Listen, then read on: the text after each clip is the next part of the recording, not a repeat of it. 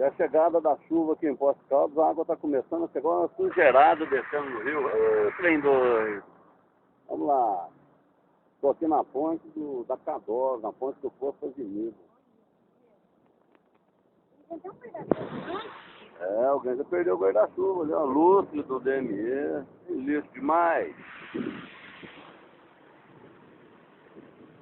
Nossa, olha só.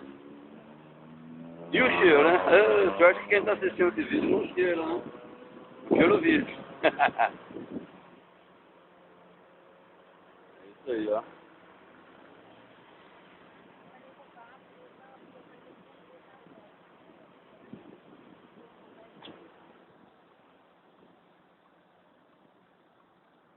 Brinquedo da criançada.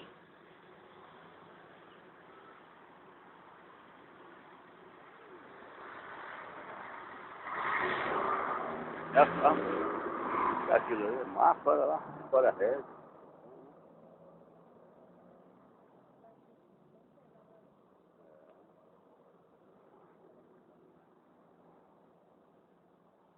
Ele vai parar tudo na rádio da Lozão.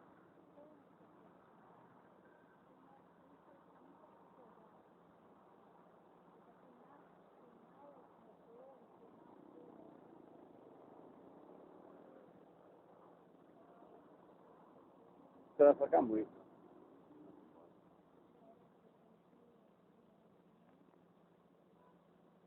Vai ter um caboclo boiando ali? Ah não, é um toco de madeira.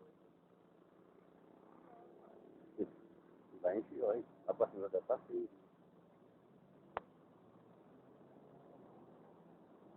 Olha, aí vai ser feio. Que bom que estou vendo, né?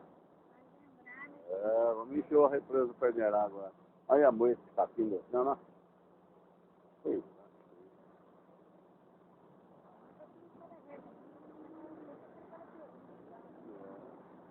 Uma bola, né? É isso aí, vamos.